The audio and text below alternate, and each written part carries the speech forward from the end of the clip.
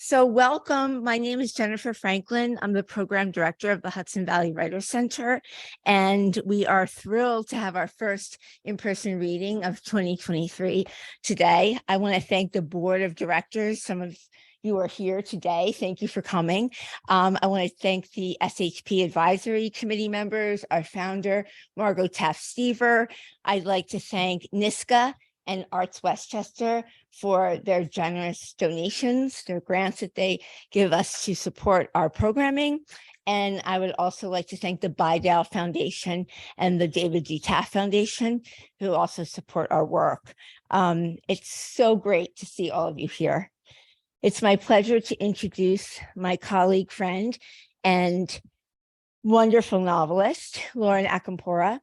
In addition to her long list of literary accomplishments, Lauren was a tireless member of the Hudson Valley Writers Center Program Committee for 3 years, securing novelists and short story writers for almost a dozen prose readings at the center.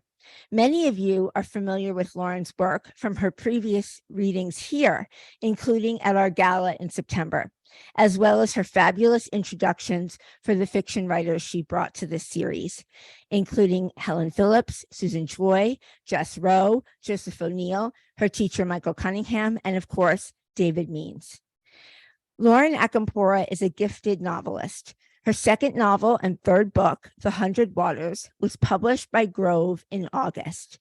It was highlighted in the New York Times, and Vogue named it a best book of 2022. It received starred reviews from Library Journal, Publishers Weekly, and Booklist. About her work, the New York Times Book Review states, like Wharton, Acampora seems to understand fiction as a kind of elegant design. She reveals herself as a careful architect, often a single sentence twist sinuously charged with positive and negative electricity. I was lucky enough to see Lauren in conversation with Michael Cunningham in October as he asked her about The 100 Waters.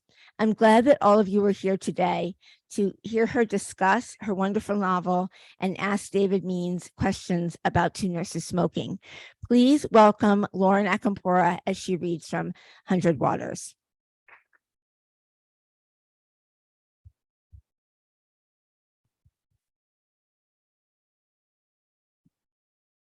It's always a little awkward to stand, but this gives me a little extra height. Hello, hi.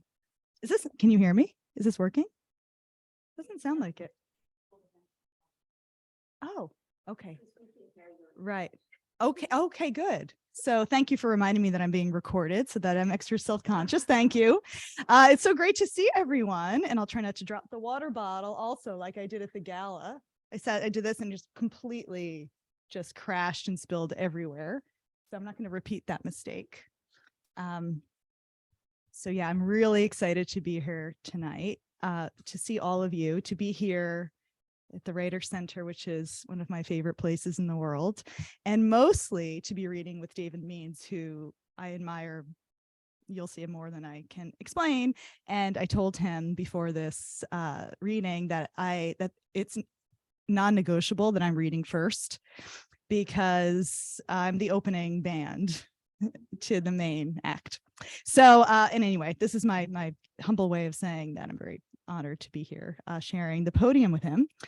And the other thing is I've been so immersed in reading Two Nurses Smoking right now that I actually don't remember my own book.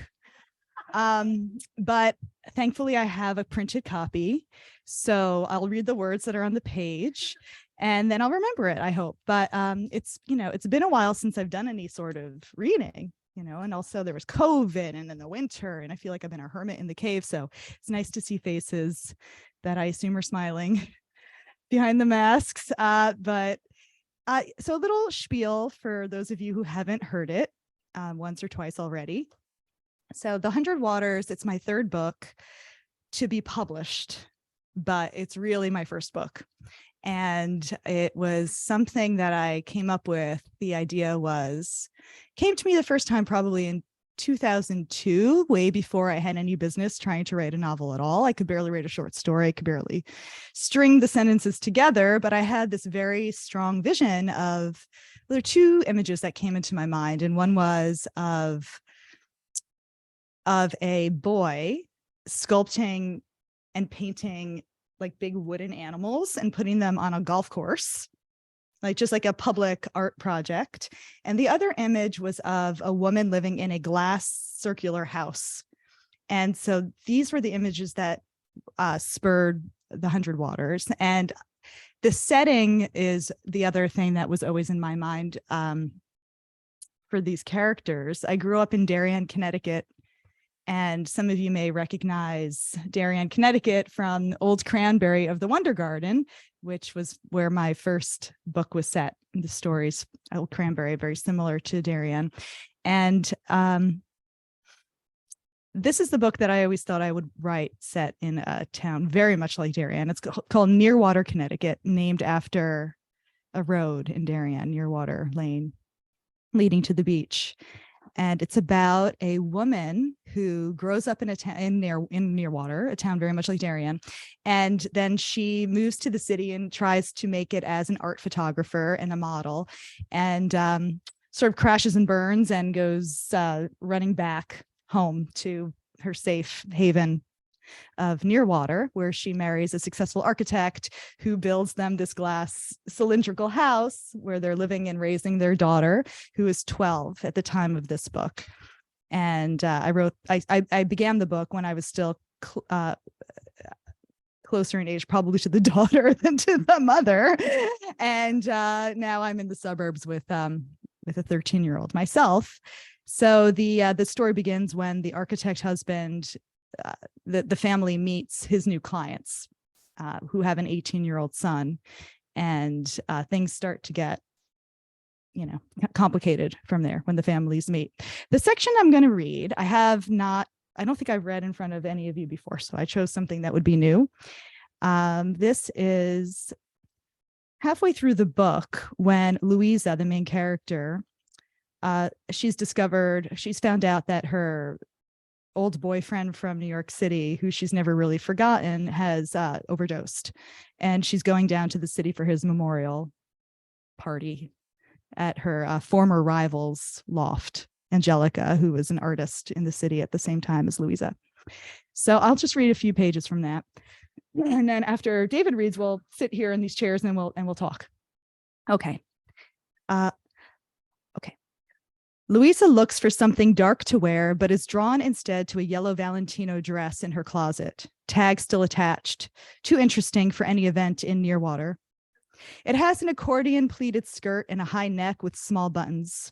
It's something she'd bought in a moment of vain excitement, but on some level, perhaps she'd known her future would hold at least one more party for a dress like this. She uses a magnified table mirror to do her makeup, just blush, mascara, and lipstick. She's never liked foundation, which seems to serve the opposite of its purpose, accentuating pores and making women look older. Now, staring at her naked skin, she notices the age spots that have appeared this summer, not freckles, but faint, undisciplined splotches. There's a new curve that bisects her cheek, echoing the smile line at her lips. It's something she might have attributed to a bad night's sleep, except that it's there every day. Still, she tells herself that a solid stretch of rest, an unbroken series of deep nights, could fill in the lines. Her skin cells just need time to knit back together, and one morning she'll wake up to find the misplaced filling restored, along with the old color and clarity. For now, she sweeps blush over her cheekbones, paints her lips wine red, and pulls mascara through her lashes. She puts a trim black jacket over the dress and leaves the house. Eastward, toward the juvenile artists. What's so true about aging? There are those who opt against it. In a city devoid of nature, you can forget you're mortal. You can be young and fruitful, enormous forever. As Louisa walks, the hot sidewalk torches her feet and keeps her fast and alive. She sees her reflection in a window, superimposed on a couple drinking coffee. At this brisk walking pace, she's a woman in her prime, fashionable, rushed in an urban manner. The pleats of her yellow dress spread with each step. The neighborhood is different now, of course. The record stores and dive bars evolved into bistros and bridal boutiques. There's a sheen on everything. Still, her heart jumps to be here. She'd taken so many pictures. She'd carried her camera everywhere, shooting frenetically, treating it like a lottery, hoping to hit a lucky shot. She remembers walking down this very street, following a woman in a fur coat, watching the white-heeled boots kicking out from underneath until she'd caught the moment, a boot passing over a crushed soda can glinting in the sun. Afterward, she'd lowered the camera and looked up to see an old fortune teller in her storefront window. A young girl sat beside the woman, eating cereal. They were both watching Louisa. She'd taken that picture too. She shot pigeons, people passing in cars, the contents of trash cans, dress forms, and store windows, her own reflection like a double in dark clothing. She'd wasted rolls of film, didn't bother developing some. It felt like she was battling time, catching up to those who'd come before her. There was a constant simmer in her ribcage. She'd smoked cigarettes on the fire escape of her apartment, letting neighbors spy from across the courtyard beneath their shared square of sky.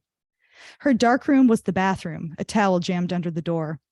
She'd plunged her hands in the tub, slipping through chemical fluid. And nights. She remembers nights in strangers' apartments, beaded curtains, a man's leather pants on the floor, a woman asleep in a bra, a fish tank with eels, a bottle of mezcal with a worm at the bottom, lipstick around the rim. The old music, raw and insistent. Iggy Pop, Joy Division. Sitting on a fuzzy toilet seat cover, watching the bathroom tiles change place. The flash of the camera quietly detonating. She avoids the route past her old building, walking directly down 10th Street instead, all the way to Avenue B. Kids walk heedlessly past with cordless white earbuds. But the buildings are the same, their windows and lamplight the same. These grids of windows, silhouettes of strangers living out this night in their lives. Different strangers now, but equally stubborn in the insistence that they matter. They're equally aware of and oblivious to one another, preserving respect for each other's ferocious private loves. When Richard looks at an old city building, he sees, Richard is her husband. When Richard looks at an old city building, he sees only stain and desperation. He hadn't wanted to spend time in Louisa's apartment when they were dating. He'd insisted she come to his austere midtown sublet. Only Xavier had ever known the way she lived in those days. She feels him hover beside her for a moment before she returns to the present, like walking into a glass pane. It's beyond comprehension that he's gone. The walls of the building seem to ask the same pointless questions. Where is he? Where is everyone? It's impossible that someone like Xavier could come and go so lightly. In and out of the world, and the cars keep driving, the bricks keep holding up buildings, the interchangeable kids keep laughing. How is there no bleeding rift down the middle of the street? The city has already regenerated itself, perfectly selfish and forgetful. Even she'd forgotten for a moment. She who'd been, for a moment, excited to go to a party. A new shop occupies the ground floor of Angelica's building, its window displaying vintage toys, a rocking horse, and a row of wooden wheeled animals. Louisa thinks of Sylvie, feels a brief, intense spark at the memory of her daughter at home. She tries the door, but the shop is closed. Someone buzzes her into the building, and she feels like an interloper as she climbs the 4 flights, hearing amplified voices in the stairwell. People are already there with drinks. Right away, Louisa sees that this is a distinctly unmournful atmosphere. She stands in the door and recognizes no one. The apartment is much larger than the one she remembers, although she'd only been here once for some misguided reason and hadn't stayed long. No one had ever lived in a place this big back then. Now she sees Angelica in red as always. The silken halter top exposes her bony spine, which hunches slightly. Louisa touches her shoulder, and Angelica turns with a look of true surprise. You came all the way from Connecticut? You didn't expect I would? Well, no, not really. This is Simon. Louisa shakes a bald man's hand, then turns back to Angelica. What happened to the apartment? It's huge. What's that? Oh, you haven't been here since who knows when. I've got the whole floor now. I co-own the building with Keith. Keith? Keith Hill. Angelica's eyes flash. You remember him. His partner runs the little store downstairs. The name sends a shot through Louisa. She hasn't heard it spoken in years. She latches her eyes to a brick wall adorned with a trompe-l'oeil painting of a prismatic forest that seems to beckon from the other side. The toy shop, says Louisa. It does surprisingly well. Angelica takes a cigarette from the bald man, then turns back with a delayed smile. Why don't you get yourself a drink? Everything's in the kitchen. Louisa aims herself toward the kitchen. Already it's all happening too fast. She isn't ready to look carefully at anyone yet, not yet ready to recognize or fail to recognize anyone. They can just watch her for now, follow her yellow dress. Any pair of those eyes could be Keith's. She has the uncanny sense that he's there in some corner, tracing her path to the kitchen. As she pours vodka into a cup, she keeps her gaze down, preparing to accept or deflect his approach. He'd had yellow blonde hair back then, like pissed-on snow. His face was thin and sardonic, and his body was a bent stem, too slight to threaten anything. She'd liked him better than the other fashion photographers. He made it clear that he aspired to something more than fashion, and in this they were kindred. After he finished shooting a session with her, they'd sometimes go to Indochine and drink lychee martinis, making sarcastic remarks and winking at men. She was the only model, he claimed, that he could bear talking to in street clothes. She'd taken him to the opening of Xavier's solo show. Angelica had been there in an oxblood leather dress with zippers. Xavier held court in the corner, surrounded by paintings that still looked wet, gray planes of color like misted windows. He was taller than most of the crowd and already visibly high. Louisa sensed a change in Keith the moment the men shook hands. Later, they'd all gone out, a group of 6 or 8, and huddled in a dark restaurant booth. They'd piled together after that into someone's car and ended the night on a roof. Xavier and Keith had vanished at some point and reappeared later with vacant eyes. Now Louisa takes her drink and goes back into the party. Really, there's nothing to fear, just clusters of middle-aged strangers. Intricate music is playing, an African drum beat over atonal violins. In one corner, a female mannequin poses, overseeing the room through the head of a zebra. It wears a Victorian dress with a bustle, black hooves protruding beneath. Above is a rusted chandelier fashioned from a stripped box spring. The metal grid holds light bulbs in its jaws and casts the menacing shadow of an instrument of torture. Louisa's own apartment had been so small, the bedroom barely big enough for Xavier to stretch to full length. Houseplants had hung from door jambs and balanced on windowsills, their leaves swooning downward, brushing the floor. There'd been little else. That place had always felt borrowed, temporary. But here's Angelica, still entrenched. It's the home of an artist worth a fortune now. Angelica has done it. She's gotten there. Louisa ventures forward with her cup of vodka. A curly-haired woman lies draped on a daybed. On a nearby ottoman, a dreadlocked man tries to explain something to her, gesturing with his left hand and a glittering cufflink. The woman looks at the ceiling, her face hooked in profile, quite possibly a man. How had she known Xavier?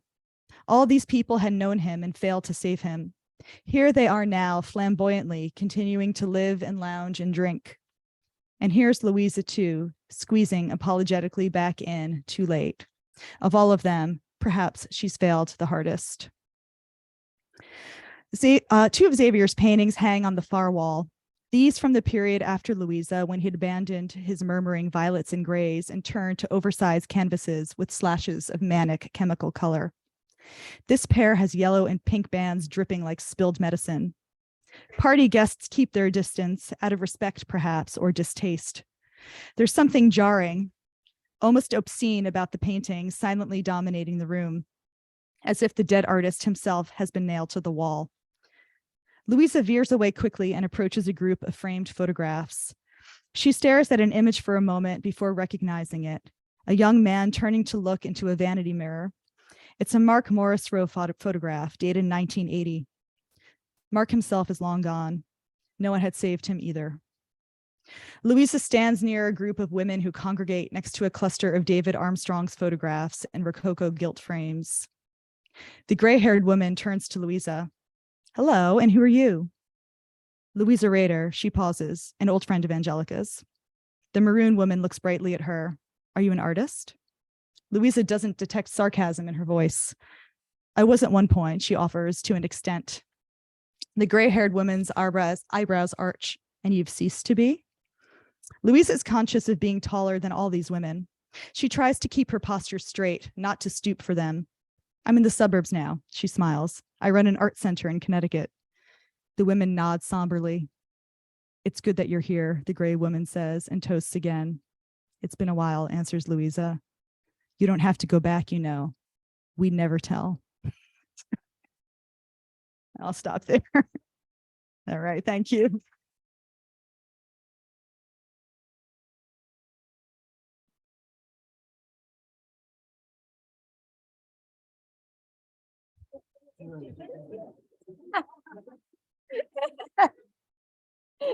Although you need no introduction, David.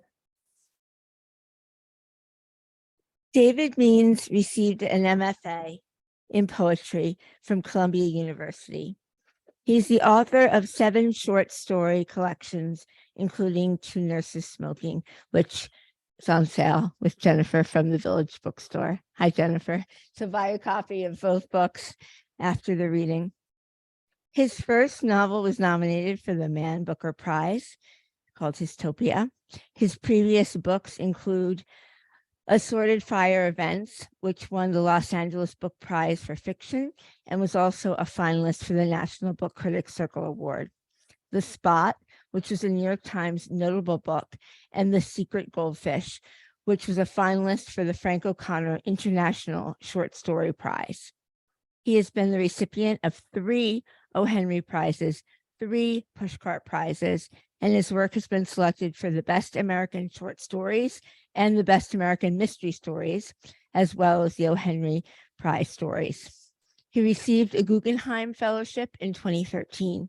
His first nonfiction book, Pivot, Ruminations in the Shadow of Death, is forthcoming from FSG. Many of you remember hearing David Means read at the Hudson Valley Writers Center with Amitabha Kumar before the pandemic. We are so happy that David is back to share his new book with us. The Observer calls Means a visionary master of the form. In the New York Times Book Review, Justin Taylor notes that in the award-winning short stories in this collection, Means extends the, quote, profound empathy of his attention to those who need it most. And in the Star Tribune, Michael Schwab writes, Two Nurses Smoking is Means at his best, intelligent, often funny, always beautiful. This is a remarkable book, not just about grief, but about the moments of brightness that punctuate it, making it both easier and somehow even more painful. Please help me welcome David Means.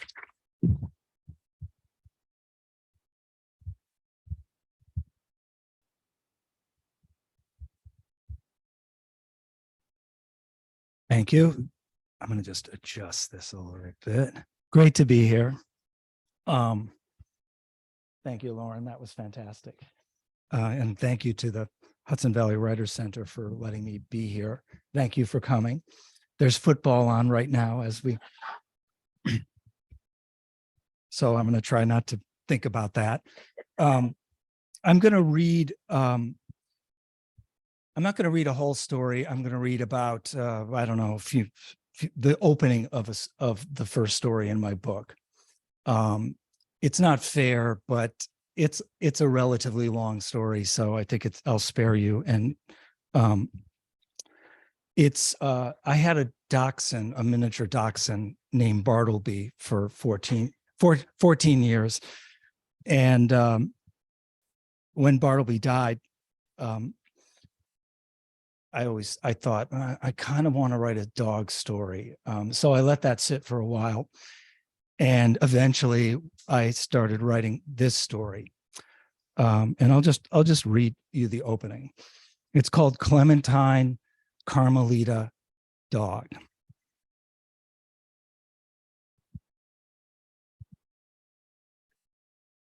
A middle-aged dachshund with a short-haired, caramel-colored coat scurried along a path, nervously veering from one side to the other, stopping to lower her nose to the ground, to catch traces of human footwear, a whiff of rubber, an even fainter residue of shoe leather, smells that formed a vague pattern of hikers in the past.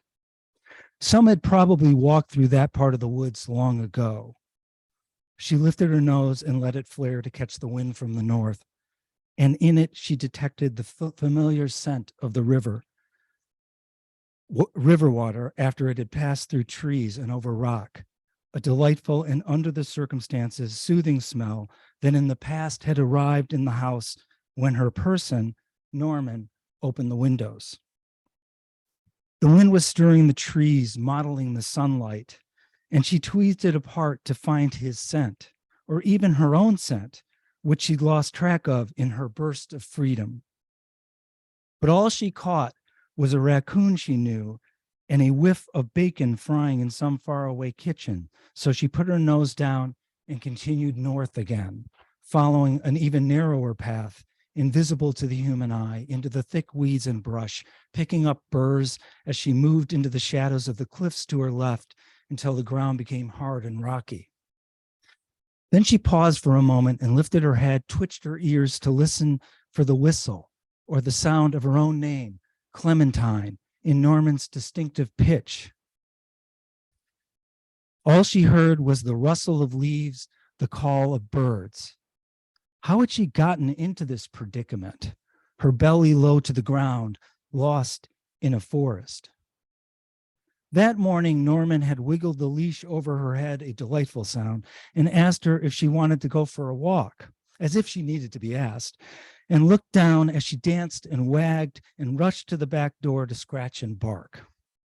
At the door, she had sniffed at the crack where the outside air slipped in, and, as she had many times before, caught the smell that would never leave the house, a mix of patchouli and ginger that was Claire. She was still Claire's dog.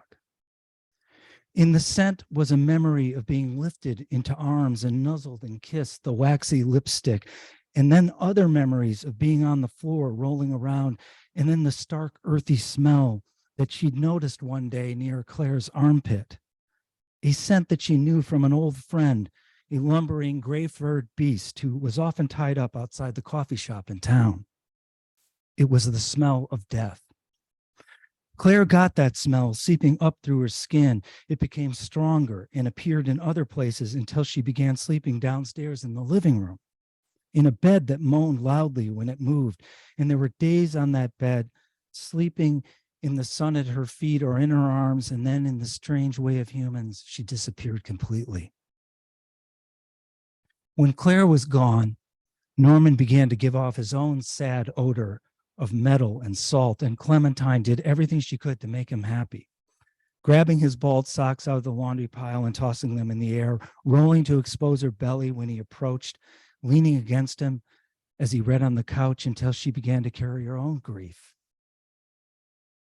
This morning, he dangled the leash, and while she was waiting at the back door, he'd gone to the kitchen and got a tool from the drawer, an oil and saltpeter thing that made a frightening sound. Clementine knew because once he had taken her along to shoot it upstate. Don't get me wrong. She knew it was a gun, but she didn't have a name for it. It was an object that frightened her.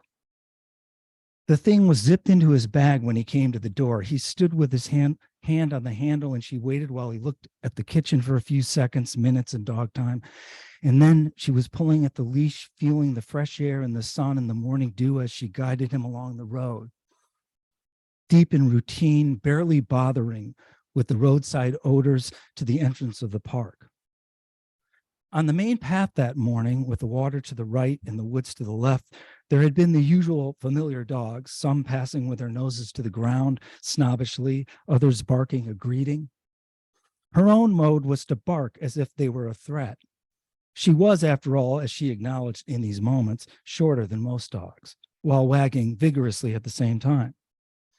There had been an old Irish setter named Franklin who passed her with a nod, and then a fellow dachshund named Bonnie, who had also passed without much of a greeting, and then finally Piper, an elderly retired greyhound who had stopped to say hello while his person and Norman spoke in subdued tones.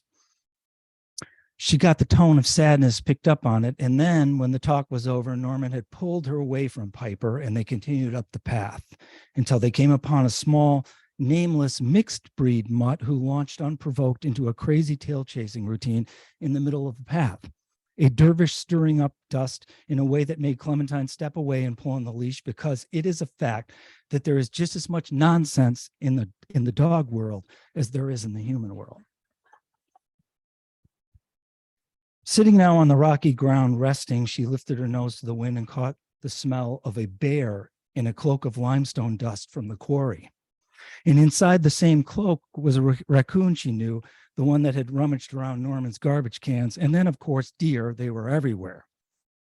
Lacking anything better to do, she put her nose down and began to follow deer traces along the rocks and into the grass, a single file line of hooves that led to a grove of pines where they scattered, broken up in all directions. And at this spot, she cried softly and hunched down, feeling for the first time what might, in human terms, be called fear, but was manifested instinctively as a riffle along her spine that ran through the same fibers that raised her hackles. And then for a second, smelling pine sap, she closed her eyes and saw the basement workshop where she sometimes stood and watched Norman until one of his machines made a sound that hurt her ears and sent her scurrying upstairs.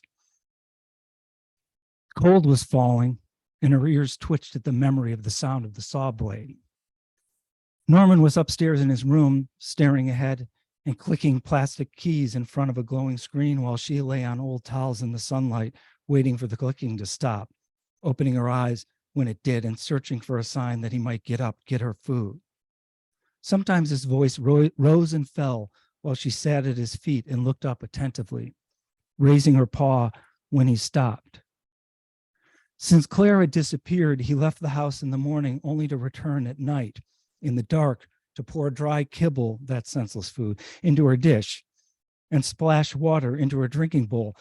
Behind his door, the television set droned, and maybe on his way out of the house the next morning, he might reach down and ruffle her head and say, "I'm sorry, girl, I'm not such great company these days." As she opened her eyes, stood up, and began walking, these memories were like wind against her fur, telling her where she should be instead of where she was at that moment, moving north through the trees.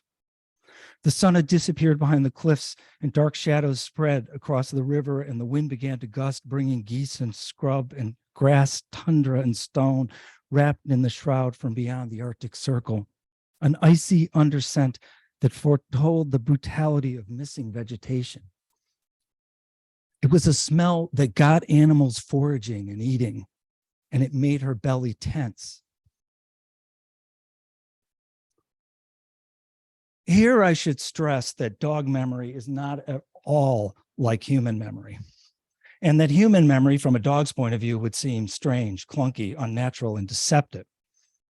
Dog memory isn't constructed along temporal lines gridded out along a distorted timeline, but rather an overlapping and, of course, deeply olfactory manner, like a fanned out deck of cards, perhaps, except that the overlapping areas aren't hidden, but are instead more intense, so that the quick flash of a squirrel in the corner of the yard on a crisp, or the crisp sound of a bag of kibble being shaken, can overlap with a single recognizable bark of a schnauzer from a few blocks away on a moonlit night.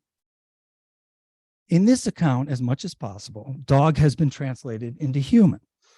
And like any translation, the human version is a thin, feeble approximation of what transpired in Clementine's mind as she stood in the woods crying and hungry. Old sensations overlapping with new, the different sounds that Norman Stepp had made in the morning, the odd sway of his gait, and the beautiful smell of a clump of onion grass, her favorite thing in the world, as she deliriously sniffed and sneezed, storing the smell in the chambers of her nose for later examination, while Norman waited with unusual patience. That smell of onion grass was the last thing that she could remember, again in that overlapping way, along with the herd of deer who that morning had been a few yards away in the woods giving off a funk, and then the sudden freedom around her neck when Norman unharnessed her and took the leash, and she darted up into the woods, running past the place where the deer had been, and on the way catching the sight of the rabbit for the first time, chasing it while feeling herself inside a familiar dynamic that worked like this. He would let her go. She'd feel the freedom around her neck. running. And then at some point, he would call her name, or if that didn't work, whistle to bring her back. Each time, she'd bound and leap and tear up the hillside. And then when he called, she'd find herself between two states, the desire to keep going and the desire to return to Norman. And each time, she'd keep running until he called her name again or whistled. Then she'd retrace her own scent to find her way back to him. It was true that since Claire had disappeared, the sound of his whistle had grown slack and lower in tone, but he always whistled. And when she returned, there was always a flash of joy at the reunion. Not long ago, he'd swept her into his arms and smothered her with his blessings, saying, "Good girl, good girl. What did you find up there?" Then with great ceremony, he'd rolled her into his arms, kissed her, plucked a burr from her coat, and carried her over the stones to the waterline, where he let her taste and smell the underworld that she would never know. Eels, seagrass, fish, and even the moon. Yes, in the morning light, she'd caught sight of the cottontail flash of white in the trees, and then giving chase, barking as she ran, followed it into the brush until she came to it in a clearing, brown with a white tail, ears straight up, frozen in place, offering a pure but confusing temptation. There they stood, the two of them. His big eyes stared into her big eyes. The rabbit darted sharply, and Clementine was running with the grass thrashing her belly, and then faster, with all four paws leaving the ground, with each stretched out bound. There was nothing like those bounds. Slowed down in dog time, it was a sublime joy. The haunches tightening, spreading out, and then coiling. She could feel this sensation as the rabbit zigzagged at sharp angles, and at some point dashed over a creek while she followed, leaping over the water to the other side, where just as fast as it had appeared, the rabbit vanished, finding a cove or a worn hole in the rocks at the bottom of the palisade, leaving her with a wagging tail and a wet nose and lost for the first time in her life. That's just the part where she gets lost. Just so you know, she gets found, renamed, and then something else happens. I think that's it. I'm going to read one or two more short pieces. Is that okay? Okay. Listen, I'm not even sure how this is going to work because these are brand new, and they're kind of experimental. So I lost my parents, one after the other after a few years apart. And I wrote some little small pieces about this. They're not really autobiographical, they're fiction. I made these up, but they come out of that sensation of losing my parents. And I really don't know how these are going to work, so I'll give it a shot. I'll read one. First one's called Arthur Miller. You know Arthur Miller. Moments before my mother died, her face angelic and bright, she spoke to me about my work, told me she was proud of it, and then her voice grew soft, just a brush of air over her lips, barely audible as I leaned close, tilting my head and looking out the window at the sky, which at that time in the morning was dull blue, a dull blue you only see in the Midwest, tapering off into a flat horizon. And then she was whispering the title of my newest book. But it wasn't the right title. It was the title of a play by Arthur Miller, Death of a Salesman. I wrote a book called Instructions for a Funeral.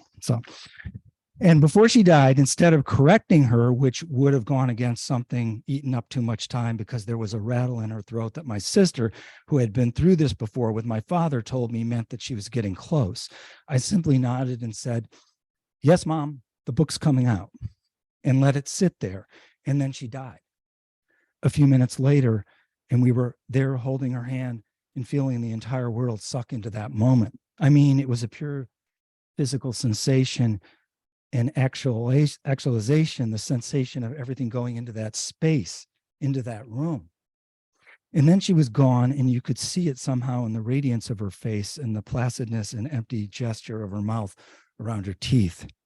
And she left this world, I thought in that moment, thinking that I had dreamed up Willie Loman, had offered the world that piece of theater, which later, when I tried to sort through how it felt to be the author of that great play for all of eternity, floating in the ether of an idea of heaven, it made complete sense to me, because I had always thought that one scene in the play when Charlie says to Willie asks Willie what he did to create his son, Bernard, who was a successful lawyer and arguing a case in front of the Supreme Court, was not to care too much, not care the way Willie cared, mirrored how I felt about my parents in a way, I sometimes think, because they let the fact of their tragic kids eat away at them, something like that. But the important thing is that my mom went off thinking that I was someone I am not, so in some small way, I too created Willie Loman and set him into the turmoil of his family life and gave him that desire to be well-liked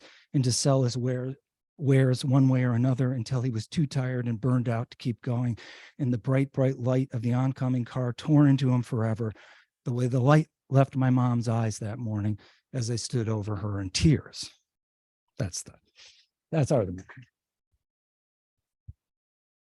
that actually, I have to admit that actually happened in a way. My mom was like, death of a salesman. And I'm like, yes, I'll take it. You got to take what you can get. It was sad, but it was, okay. The second one's called The Finger. This is about my father. My father had congestive heart failure and was in the hospital for days while the drugs he took purged him of water so that he was getting up again and again at night to pee, grunting himself awake while I sat in a chair with my legs extended into the darkness. He was a man who was naturally unhappy with the possibility of death, and all grace, such as it is, had fallen to the wayside as he cursed and then even referred to his cursing, saying things like, "That's just my way of expressing myself in this situation." A man of God, a former minister, he voided God from his talk and never once, as I imagined he had before he became ill, prayed or spoke of the power of prayer. God was reserved as a simple, blunt curse as he stood over the toilet and dribbled into the bowl.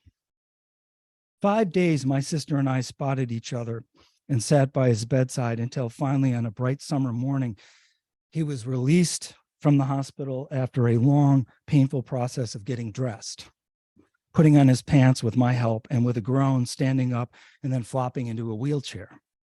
There was something incredibly lonely inside that moment, the squeak of wheels on the wax floor, the feeling of resistance as I pushed him down the hallway, the sad, isolated slippers he wore on his feet resting on the metal foot pads. He was still incredibly weak and delicate. We both knew that this was only a temporary reprieve into freedom and that his congestive heart failure would in time return. I went to get the car and pulled it around and put him inside, and as I drove off, felt terror. It seemed risky to remove him from the safe confines of the hospital. He wobbled next to me. I drove carefully, slowly but not too slow, sticking to the speed limit and feeling intensely a sensation of being a teenage kid under the scrutiny of his gaze. He was grumpy, naturally, and his eyes, which were roomy with medication, took in the road ahead, which was flat and wide under the Midwestern sky, and I felt around me the small city. Cars were moving aggressively around us, and the one behind was tailgating.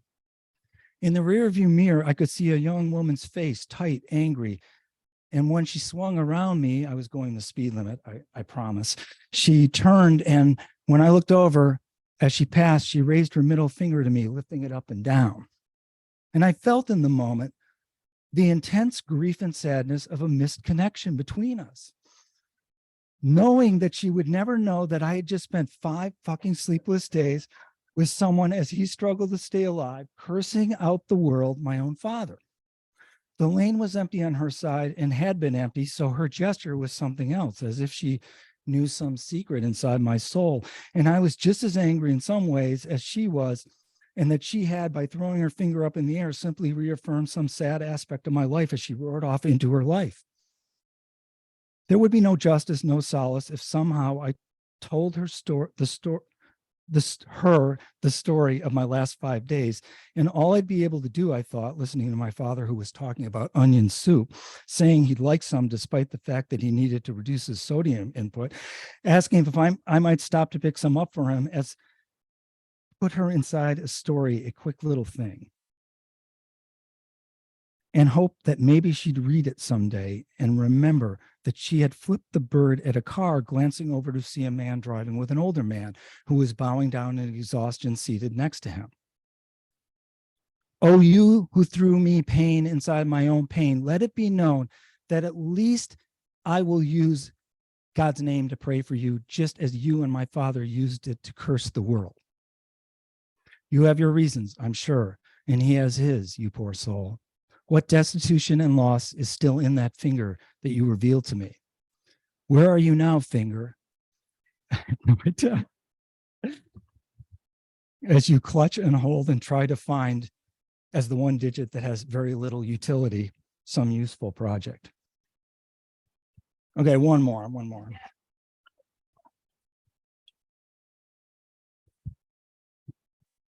This is called Bluetooth. Sometimes when I get up with my headphones on, leaving my work behind to use the bathroom, I walk up the stairs with the music going, and when I get to a certain place, just a few feet from the toilet, the music sizzles and stutters, and I feel the connection breaking and have to lean slightly, trying to keep within the zone of Bluetooth, for lack of a better way to put it, so the music won't stop. And doing this makes me feel aware of some inducible weakness of my soul. I am unwilling to simply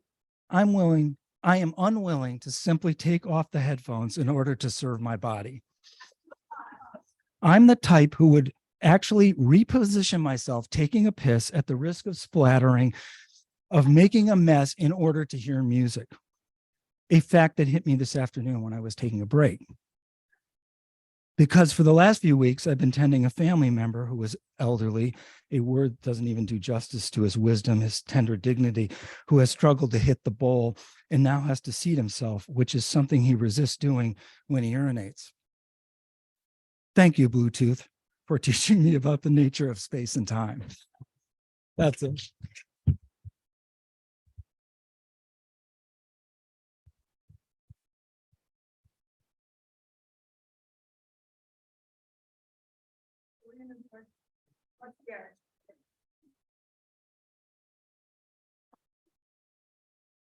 Right. Is this okay? Yeah, and we'll just put this down like that so that they can hear you.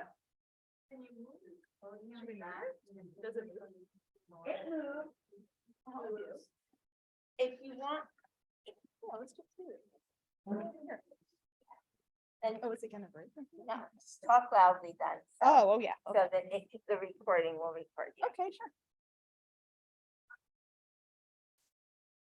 So glad you're resonating at the end. Yeah, thank you for doing that. How new or is new? The last few weeks. Oh, really? Yeah, and just a long sequence. Yeah. A little. Are those that they're short? Yeah. Self-contained. A little self-contained. And this is your first time sharing them? Yeah. Yeah. Oh, wow. That's great. I mean, you can tell they're still a little rough around the edges as I try to figure out what the sentences are doing. Yeah. Figuring out what the sentences are doing.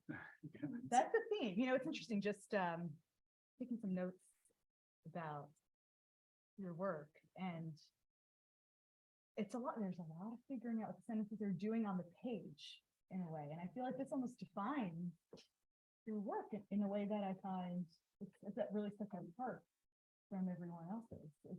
I feel I'm sorry, I'm jumping into something I didn't mean to jump right into, but it's been on my mind so much, and listening to you read now, it's sort of that I feel some people write in a way where you forget there's a writer, right? And you say, oh, I forgot that somebody's writing the story. I'm just lost in the story. That's not you. Not with the recent stuff. Yeah, with this stuff. Yeah, maybe some other ones. But in this one, I feel as if there's a self-consciousness that defines this writing and becomes that you're with the writer in the sense that you're grappling along with with the reader grapples along with, and grappling is the word I would use for like trying to get closer, narrowing it down, more and more precise. Like, is this the right word? No, let's go back. Let's revise. Let's review. Let's get it closer. Get it closer. They're trying to pinpoint something, make it precise. And so when you say finding out what sentences are doing, that just made me. It's a part of what I admire, and something different than many. And I'm going to start. Actually, I'm going to start with this. I'm going to just jump right in. I want to ask you because it's on my mind. Sure. What story writers do you like? Short story. That's well. I mean, it's not such a huge question. I mean, I love Chekhov. Okay. Catherine Mansfield. I've been reading a lot of Catherine Mansfield lately. Just, I mean, a multitude of storytellers. You know, contemporary stuff too. Lori Moore. Yeah. Okay. And I mean, just way too many to name. Yeah. Current stuff. But you know, it's funny because I think I get more inspiration from novels and nonfiction just because you know, when you're writing any writing, you're a little bit in not competition, but you're in opposition with other short story writers. So I don't look to other story writers to influence my stuff so much, except for the people Chekhov and Mansfield, right? Yeah. the Spectre, and like, you know, other Kafka. Just because they give up, it's like hitting a rock. There's like, you know, this is like something that's just been around for a long time, and when you hit a rock, it's a little, you feel something more than if you read a contemporary story. Yeah. I feel a different sensation. But you know, I'm rambling here, but like, I think like there's a Catherine Mansfield story called Bliss that I just became obsessed with and fixated on. So, or The Hunger Artist by Kafka. I'll just find one story. Clarice Lispector, there's a story, The Chicken. It's just a short little story, and I just like became I'm obsessed with this little story. And do you reread it and try to figure it out? I don't try to figure it out. I just try to get the energy from it, the physical energy. That's one thing I really kind of believe lately. I've been thinking about. I really love George Saunders. He's a great writer, and he wrote a really great book about Chekhov. Yeah. But I also feel like a story is not a machine. It's not a power tool, and it doesn't have like, you can't learn how to write a story just by like analyzing the structure of another story. You have to. There's something much deeper beyond that to what makes a story a story. And yeah, reading that book. It's called it's a Swim in a Pond in the Rain, right? Yeah. It's called. And was it 13 stories that he analyzes, or some number of Russian? Yeah. Right? Tolstoy, Chekhov, right? Gogol, Gogol. Gogol. And yeah, he makes you feel as if you can. Yeah, and he does a great job of analyzing and getting you to understand certain things. But at the same time, it's like anything else. It's his interpretation and his way of thinking about the way these things work. Very optimistic. Yeah. And you too can write a story. Yeah, exactly. Stick with me. And I'm like, okay. He doesn't ever really say that. It's more like, you know, there's kind of fuel pellets that go through the story, and, which is kind of true. Like the dog is lost. Now you have to know what's going to happen to the lost dog. Everyone's gonna buy the book. You all, even if it's, I mean, you'll love the whole book, but even if you have a dog, I was telling David how it's that one story has changed my relationship with my own dog and our walks. And I'm much more, and I keep telling Thomas, you have to read the dog story because you will be more patient with doggy. And yeah, let him take his time to smell, because he might be smelling a polar bear. Coming from the Arctic, you know, like you don't know what there's a whole landscape that we can't even conceive. That, I mean, it's what 10,000 times more sensitive, something like that. And they can store, like, did you ever wonder how a dog can at the airport sniff out the drugs that are Right. hidden behind perfume and all these other things. Yeah. They can store scents in their nose and like analyze them, and they can hold the scent in their They can nose hang on to it, for a right? long I time. didn't know that. I Yeah. learned that from reading the story. Did you research about dogs? Not really. Scenting? I did watch a Netflix thing about it. And then, part of the reason why it's not really my voice, but the voice of the author, this authorial voice Yeah. comes in, is because I thought, okay, I just want to admit what I can't do in this story. I can't, I'm a human. I can only get so far into the dog's consciousness. Such a metaphor for writing. I found that to be, I actually flagged it's such a metaphor. This one part, I thought when I read it, I thought this is like what David's doing, what we're all trying to do as writers. Where did it go? This part about, yeah, oh, there's part about, they're all these great things. Okay, this part about, I wish I could make words be dog. Like, I wish I could make words be life. That's how I read this, right? Get into her coat and paws and belly and ears as she ran, blah, blah, blah. And if I could make words be dog, I could find the way to inhabit the true dynamic, right? It's just, I can make words be dog. I feel like that's what writing is. Yeah, And you always know something you intangible. can't do it. Yeah, you can never do it. You can try. It's all an approximation, getting closer, getting closer, getting closer. So many questions. I wanted to ask you about your book, a couple of things. Okay. You wrote this before you moved up here? I started it. Right. I wrote a draft. I put the draft away, took it back out, rewrote it, put it back, and then finally took it back out after I moved up here. Took it And- back out after you moved up here. Yeah, yeah, and then took it back out again. So it's been rewritten so many times. I don't think a single word remains.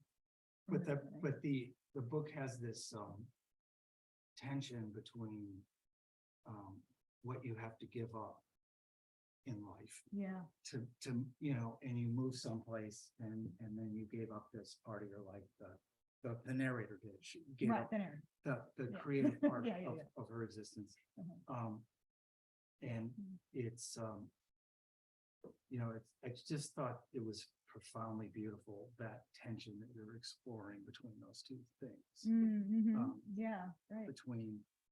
Because everybody feels that way all the time, Yeah, no matter what. Yeah. I mean, you could be a super successful artist living in the East Village or whatever, like your Yeah. one character is. Mhm. She goes to and you could feel like maybe I should have moved to the suburbs and had a Yeah. yard. right. All the Everybody always feels that. I Right. just found it profound. There's a moment in here I wanted to read. Let's see. She's talking, I don't think you read it. It's before, what's so true about aging? Oh, yeah, yeah, yeah, yeah. Did you read I that? read that, yeah. Oh. Yeah, yeah. No, you're You reading must it. have been Okay, spacing yeah, out just don't. with anxiety about reading. Yeah. I want to read it Yeah, again then, yeah. because it's like, what's so true about aging? There are those who opt against it. Right. In a city devoid of nature, you can forget you're immortal. You can be young and fruitful, enormous forever. As Louisa walks, the hot sidewalk touches her feet and keeps her fast and alive. She sees her reflection in the window and superimposed on the couple drinking coffee. At this brisk walking pace, she's a woman in her prime, fashionable, rushed in an urban man. I just thought that was a pretty incredible moment about the nature of aging in relation to the city Yeah, from her consciousness. It's obviously coming really through her point of view. yeah, yeah, yeah. And just that feeling you get when you live up here and you go into the Yeah. city, Mhm. but also just it does something that only fiction can do, and because it goes from that sort of internal consciousness to she sees her reflection in the window superimposed on a couple drink coffee. So then we're in like the reality of the images that she's seeing. I Mhm. just thought it was great. I also wanted to point out that there's another moment in this book that you have, if you haven't read it, you have to read. Tonight she stirs while Richard comes into bed. She opens her eyes to watch him lie down carefully beside her. She asks him about his reading, as she does from time to time, if only to demonstrate her interest in him. I think that's pretty funny. He makes a stumbling effort to explain Kierkegaard either or the aesthetic and ethical stages of life. It's difficult for her to follow these threads, especially late at night, which is why she rarely asks. Sounds like you're on the ethical stage, but I'm still in the aesthetic one, she offers, smiling. There's another stage too. Kierkegaard calls it the night of faith, someone who's able to grasp the finite and the infinite at the same time. Complete hopelessness and complete faith. It's supposed to be a paradox that's impossible to read. To do it would take perfect naivete or idiocy, the preposterous cleanness of mind. In other words, insanity.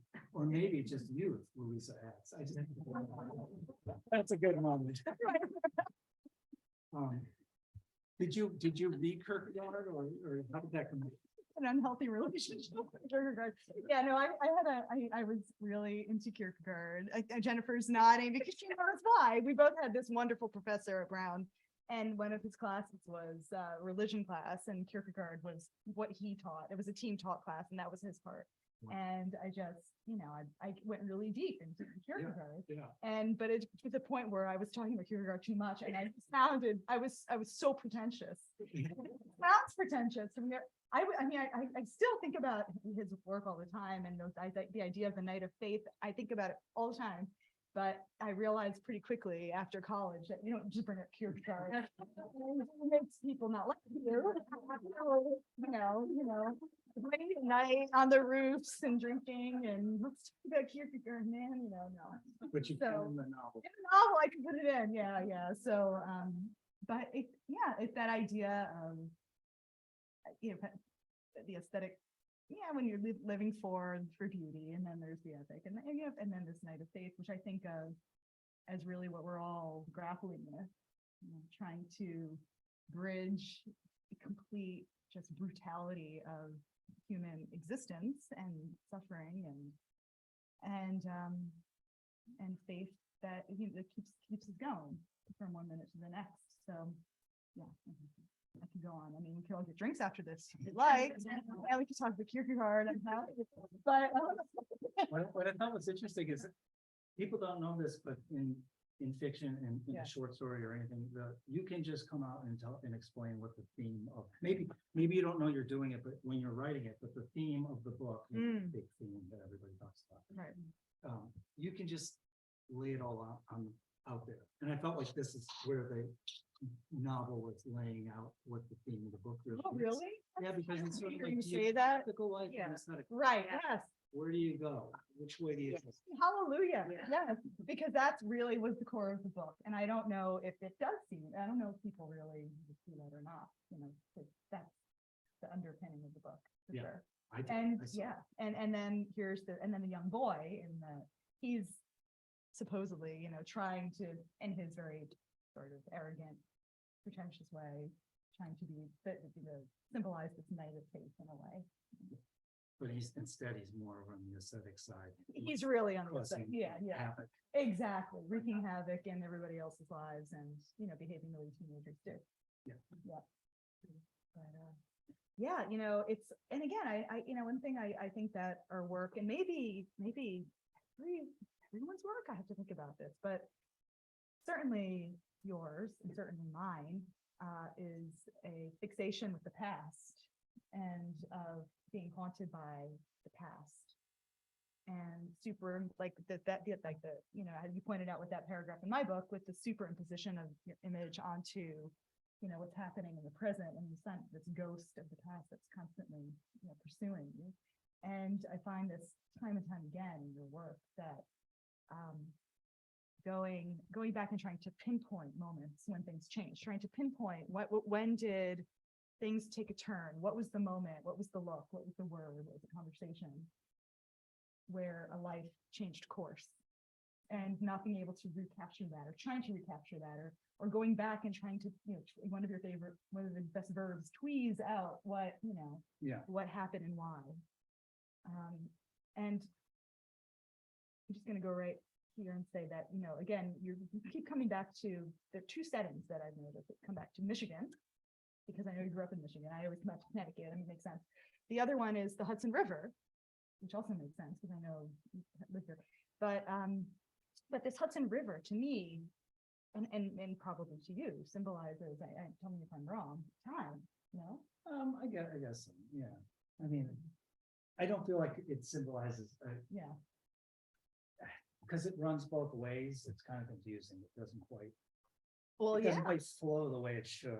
well, So yeah, it's kind of a messed up. there you go. It's a perfect It's symbol. because it starts Yeah. going the other way. It goes both ways, just like in here. Yeah. Maybe it's because you're always looking at that river, that you're writing like this, because it's always going forward and back, and it's like, what did you say? She finds herself between two states, the desire to keep going, the desire to return to Norman, but to return, but like going forward and going back and always being pulled and pushed. And so I think that that's interesting that, these books actually have that. First, I thought these books have nothing in common, but they do. In a way, the push and pull with the time in the past.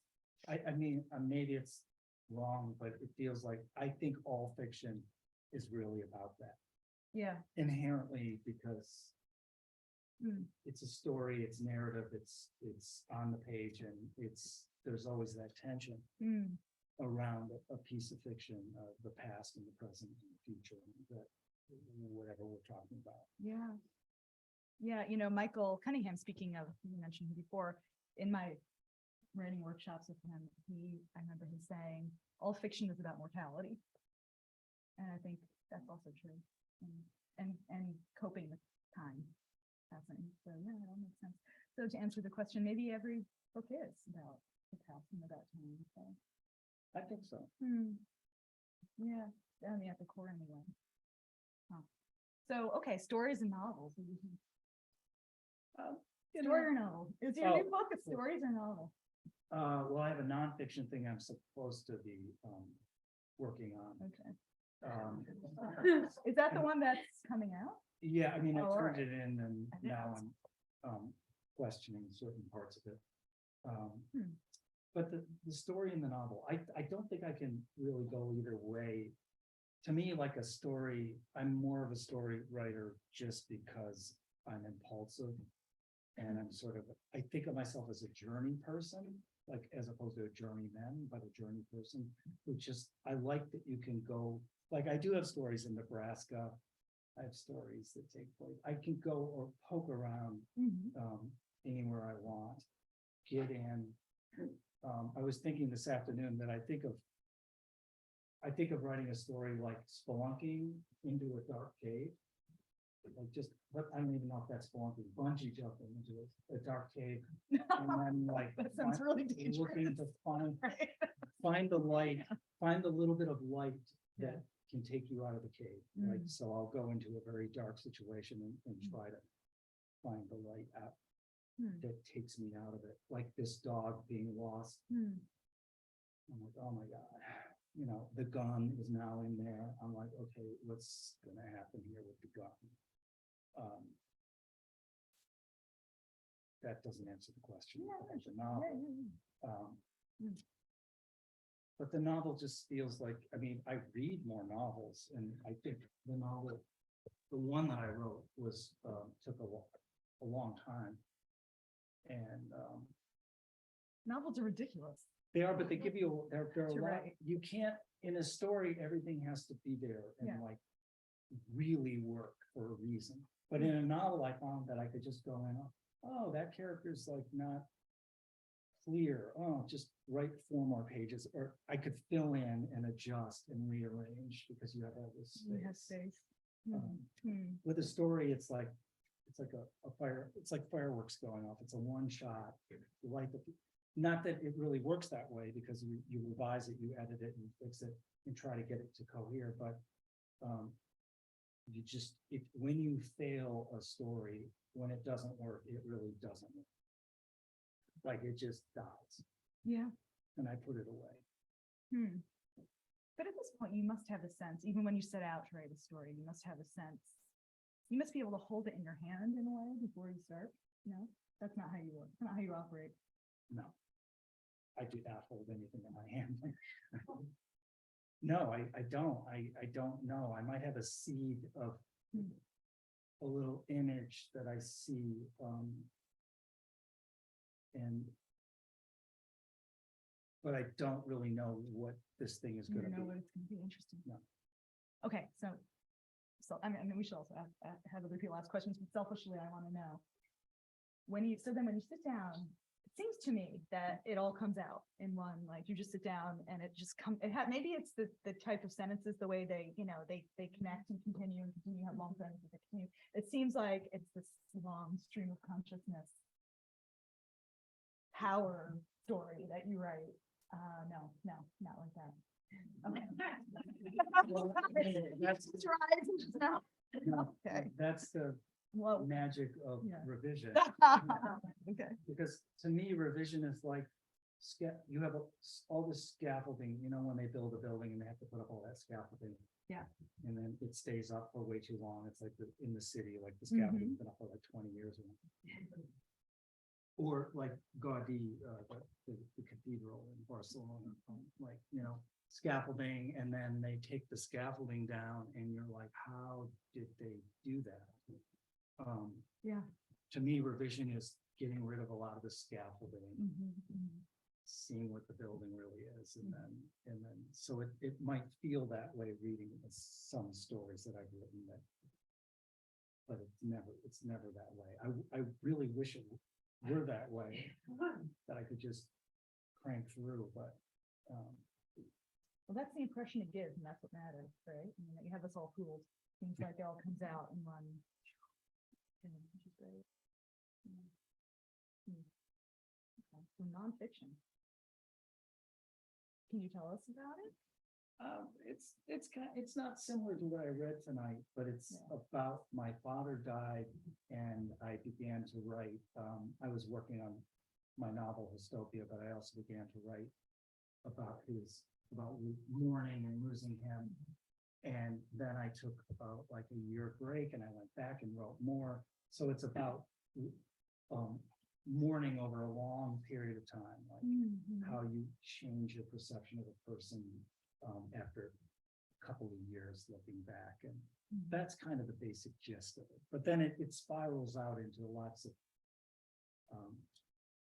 ideas about literature and writing and stuff like that. Okay, so it's a book about mourning, literature, not some memoir, some. Okay. Yeah. Yeah, there's a lot about grief in your work. In particular in this book. This one in particular, Yeah. Well, the last story in the book's called Stopping Distance, and that's a long story. Mhm. And a neighbor of mine lost her son. He was like 21 or something. And I wanted to write about, and I started wanting to write this story when my kids were little, maybe not little, but when they were teenagers. And I'm like, there's no way I'm going to write this story now. Yeah. Because it's about losing. Too scary. And then in that story, I just kept going.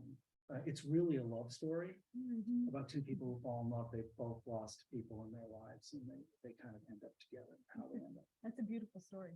And it name drops Katona. Yeah, they go to Katona. Yeah. Yeah. I know what that's. Katona.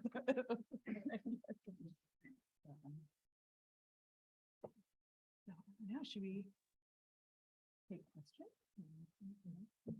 Yeah. So you were just talking about the short story as an entity that becomes self, but in the book, there are so many connections between all the stories, or I couldn't be specific in my memory now, but it seems like well, can you talk about the process of how they get woven together and from the beginning to the end? Yeah, I think they're mainly woven together by the fact that I wrote them. And then I have my obsessions and the things I keep looking at over and over again. I think, but maybe that feeling comes from the ordering of the story, the order that I put the stories in, because I did obsess about which story should come first and how they resonate off of each other. And the names are the same, some of the names are the same, Yeah. so we know that we're reading about the same. Right. I do have some recurrent Yeah. names. Meg is a character of mine that she has appeared in stories over the last 20 or 30 years. And she's in a story that was in the New Yorker called Are You Experienced? She's in that story, and then she shows up again in a story called Lightning Speaks. where she's now, it's a little later and she's now dealing with the ramifications of what happened in the other story. That's just because I felt like going back to her story. Yeah. That to me was really, I don't know, I was fascinated by it in the book because I didn't expect it. So I felt it was really done very adeptly. Like I was, by the end, I thought a lot more than with each individual. Yeah. Yeah, and having read the depletion prompts and Yeah. the magazine before the book came Yeah. out, I Yeah. was surprised to reread it now and be like, oh my gosh, it's Meg. Yeah. Right, yeah.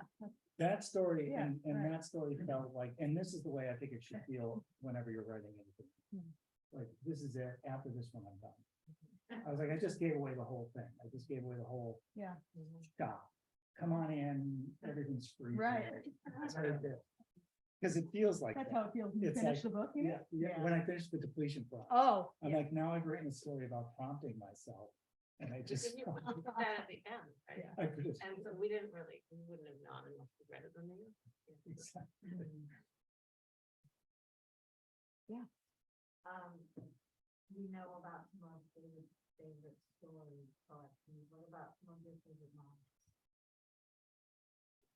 novels. Well, it's funny when people ask me about my favorite writers. Some of my favorite, I love stories actually.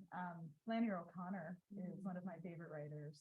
George Saunders is also, and John Cheever, huge. A lot of story writers are the people I go to first in my mind when I think about writers.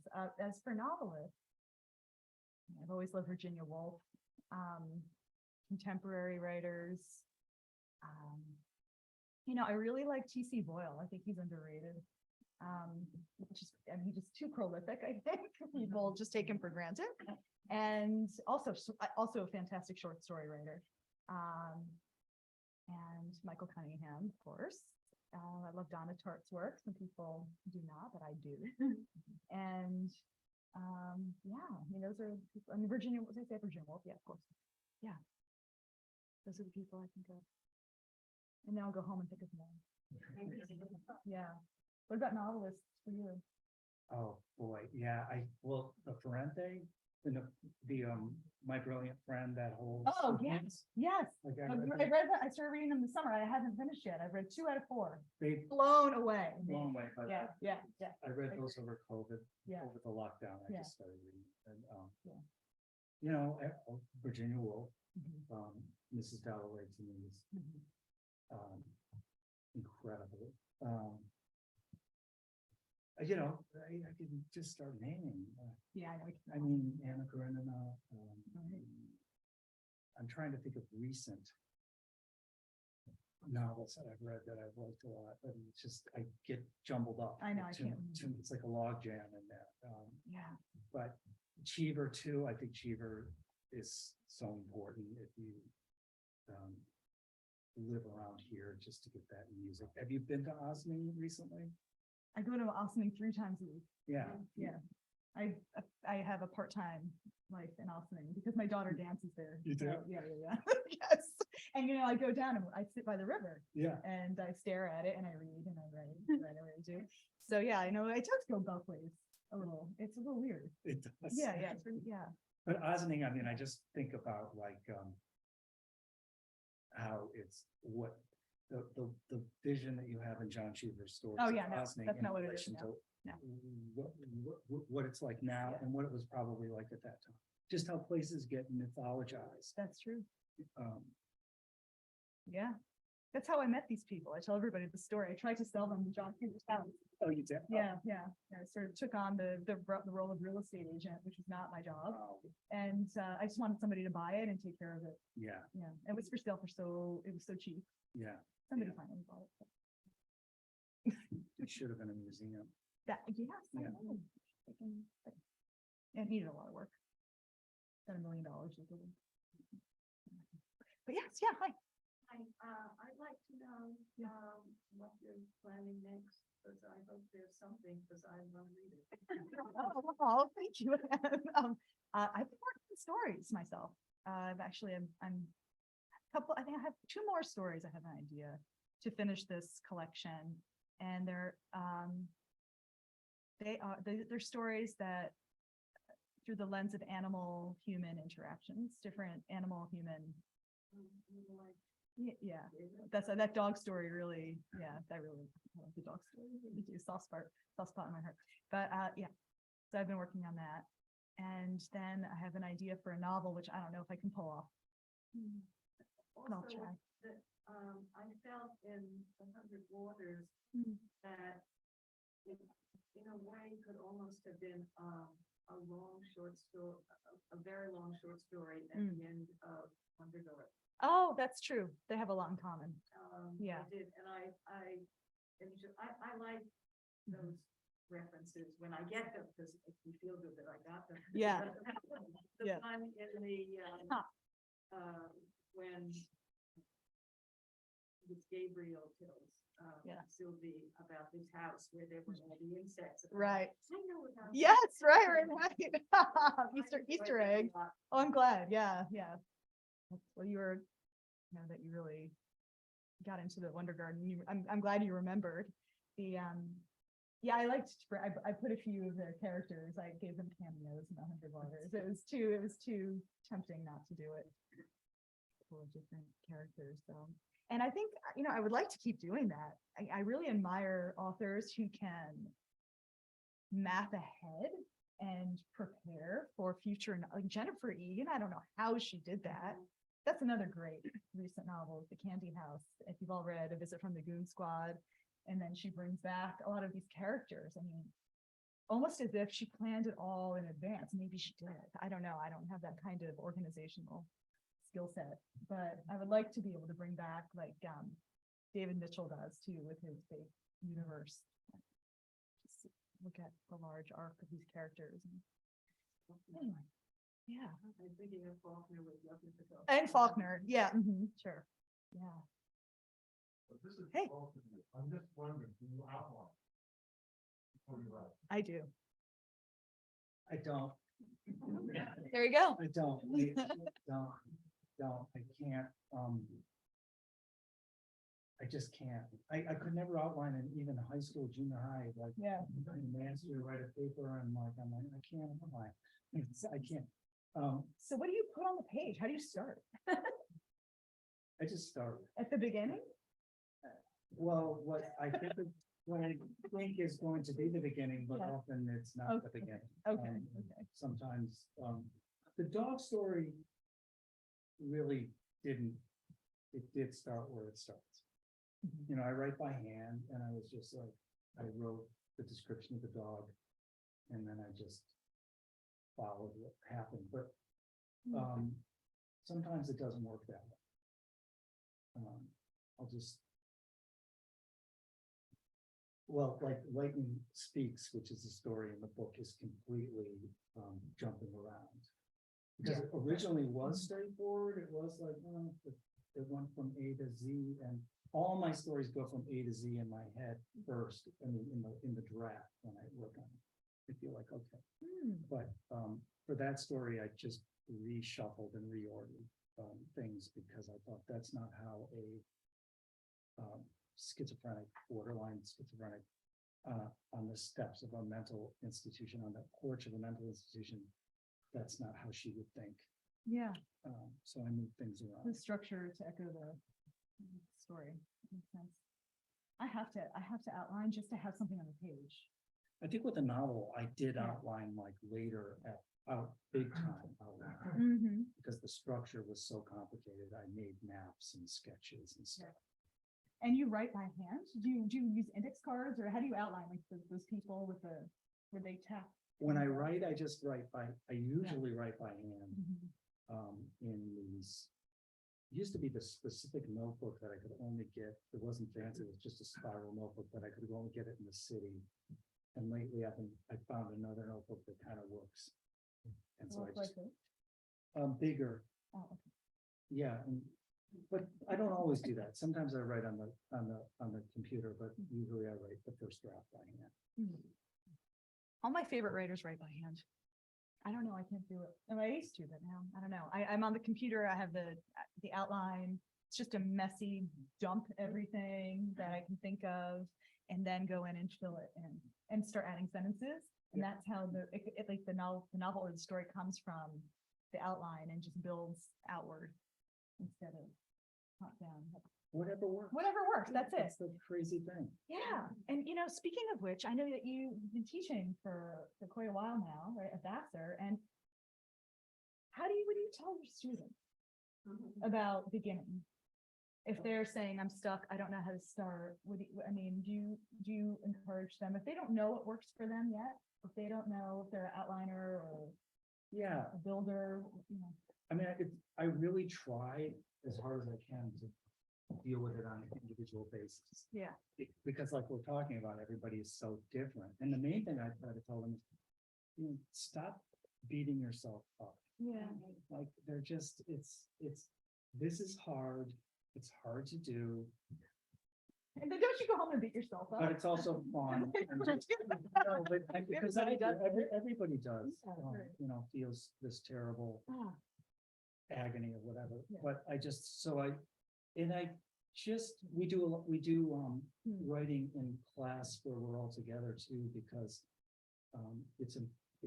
they never get that silence of being away from their phones or their technology. wow. And so I have them just, we do writing together, and sometimes it's their best writing, just quick, fast Just like stuff, free writes or. free yeah. writing. Mhm.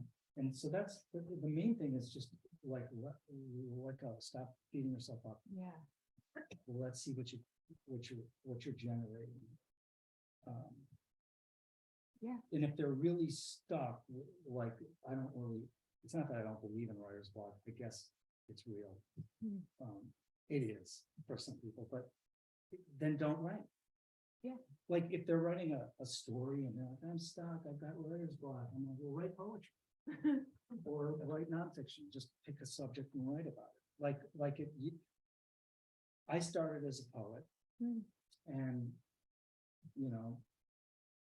gave that up and then started writing fiction.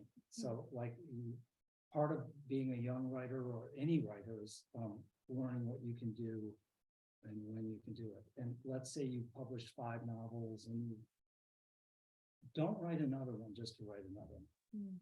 That's another thing. Like, how many books have you read by authors that you're like, why? Yeah. Because they got a contract and they just kept going. And with the computer, with the scrolling, sometimes I feel like they just literally didn't ever know where the page ended. Yeah. Yeah. So I just think it's really important in life to give up, quit it. I just wrote a story called The Big Quit, which is in Harper's right now.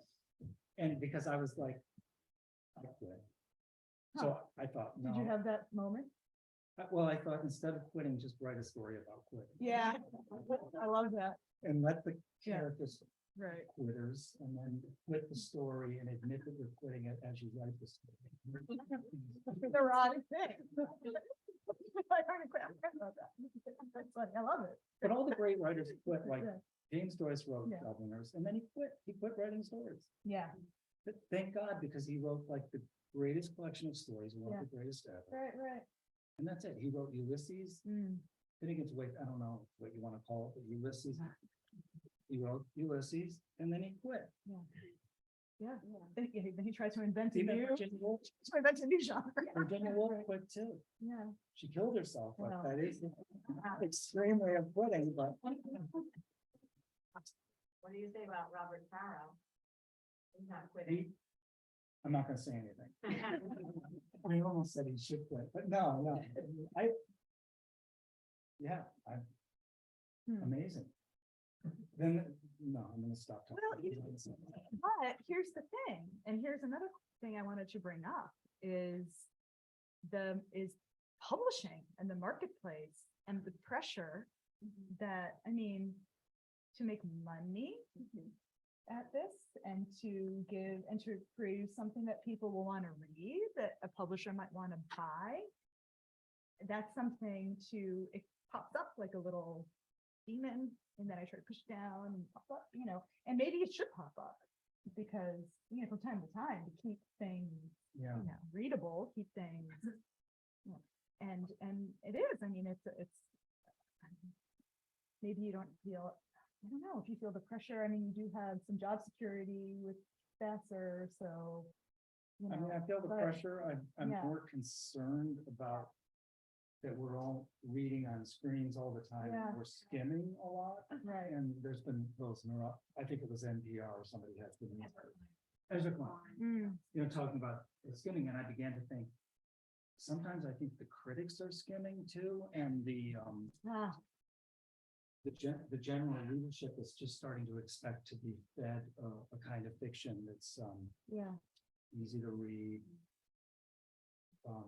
letting you know what it's really about right away. absolutely. And if you think about Yeah. Mrs. Dalloway or any book that you have to like really Mhm, immerse in Mm. and be in 100%, mhm. I worry about that Yeah, a lot. And that ties in with what you're saying about the publisher expecting you to write something that's saleable, that like can click into a little niche. yeah. And Nice what and is, neat. right, and what is the niche? That's the other thing. And, You know, that each writer needs to sort of occupy this. to me, the space. niche is being Yeah. human. Right, well, Being yeah. like human is the niche. What it's like to have hold a baby or to be in love or to lose a lover or to lose somebody that you thought should love you. You know, that's the niche. That's Yeah. what all art is really about. True. And I like to think, on a good day, I like to believe that it's the individual writer's voice that's the niche. And it can be, you can be like you haven't, you know, David Mean's voice is something that's recognizable after, you know, books people know, oh, they know what you're going to get more or less. Yeah. If it's a novel, if it's short stories, whatever. And I'm hoping, you know, someday to have my own, you know, writer's voice that's recognizable and that people know somewhat what to expect. And so, but is that enough for the publishers? I don't know. Remains to be seen. I guess we can't care. You, But you know, that you have to care. I know. They have Anyway, a lot of yeah, sway. they have a lot of money, Yeah. you know, or not so much, but some. Yeah. I Yeah. feel Yeah. about this new, the chat, the art, the AI. Oh. writer That, You mean the AI making stories? and writing, and I mean. it's Maybe they could write articles, but I mean, I don't know. I They feel, say they can. yeah, I'm like, go for it. no. And here's why. I mean, I feel very strongly that art is not in any danger, because art, the whole purpose of art is human to human connection. And without that, doesn't exist. So it's, I hope you're right. oh, I mean, how can it? Think about it. If a computer wrote a novel, would you want to read it? At all, ever, no matter what's in it? Yeah. I don't know. I think I'd be interested to see how it began. Yeah, and then you put it down and you want to read something by a human who's alive, right? I mean, that's, But halfway through, it would glitch and start. yeah. What is it called, baby? Do not drive. Researching. I don't know. I mean, yeah, I mean, I just find that the Yeah. whole thing very scary. yeah. I think for graphic graphic designers should be worried. Advertisers and nonfiction writers should maybe worry, but not Oh, yeah. visual art or not, you know, fine art or fiction or poetry, God forbid. Can you imagine? They're doing it already, but Yeah. it's not good. Yeah, So far. yeah. They'll never write a memoir. Memoirs need not prep.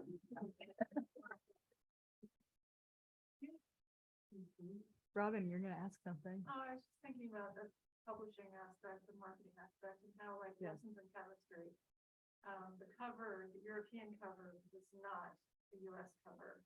I don't know what it was exactly, but the US cover is so, made it look like it was chick lit, and it's just. Lessons in Chemistry remind me of this book. What is this book? It's a woman in the 1950s who sort of, you would say was neurotypical, but ends up with a baking show for cooking shows because Oh, she can't okay. be hired as a chemist because she's being sexually assaulted basically every time she tries to be a chemist. The books that are in all, you know, all the books. Sorry. But I think a lot of Amazing. covers Yeah. Call in and get, you guys have unique covers, a lot of covers, all of a sudden you'll think everything looks alike for a while. That's and true. Like, Yeah, and I have right. designers who come in and say, we're not doing this on purpose, I think it just happens in subconscious. I think it's in the zeitgeist. It's like just. Every uh, rom-com yeah, right now has the same exact. Right. handle. That's interesting. Yeah. You know, and with the 100 Waters, they actually, the first draft of that cover was even, it was quieter. It had font like David's book, very, very thin. And I was like, why is it so thin? Why is the font so thin? I think, actually asked them to make it a little bigger. But I guess that's maybe now the direction we're going more to a vintage kind of understated style. It does. David's book, the cover was noted, I think by the time. It's a great cover. It's really striking It took several rejections. from you. Of, yeah, Yeah. of previous covers, and then this is a UK designer. Nice. Oh, are they the same one who did the instructions for a funeral UK Different- cover? Actually, Different? different person. Are you a prima donna with the covers? I'm curious. I think that's, I am. I try not to be, but I am. I'm Yeah. like, That's the one area it's where, really hard to Very- see your book come in Yeah. like, and it comes on it comes on Yeah. a computer or PDF, Yeah. and you're just like. what? sometimes it's so bad. With this one, Yeah. I was also like, what is, I don't even know what this is, but okay, whatever, But you're lucky you have the luxury of being able to kind of say. Yeah, yeah, for sure. Well, contractually, I don't. Yeah, I don't have book writers don't. No, no, but when I get so upset, and I get my agent, then they're like, okay, because that's the one area where, with editing, I'll do pretty much anything they ask me to do, and I'm very easy. But I'm like, best, I'll do what the editor said, but with the cover now. But it's a horrible thing because no matter what, the cover isn't gonna be what you want. Yeah. Like, I want my book to be like trim size, like a flashing neon, like, some kind of thing that opens. Pop up Yeah, 3D. but they can't, so it's never gonna be what you sort of imagine. Yeah. So should we have, Oh, wait, there's a guy right back there. Yeah. Hystopia, I really enjoyed, the cover is longer. It's a phenomenal cover. That's true. It should be like a rock poster. Yeah. And that took pushing in that I sent all these samples of like psychedelic stuff that I wanted them. Oh, to you had a use. vision. And then Mhm. from there, it went through a bunch of different versions, so. well, All right. we gotta thank wrap you up. so much. Yeah. And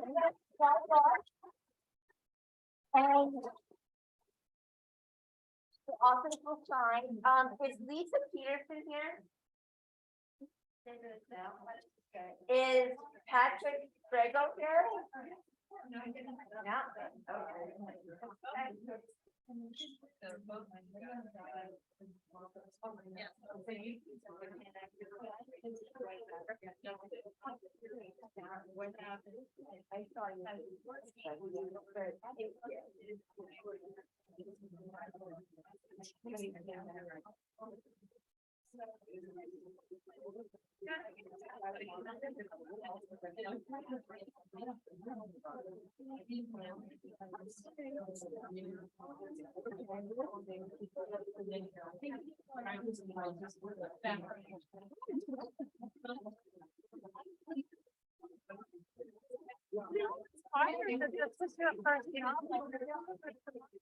Sure. How many minutes did you get? That's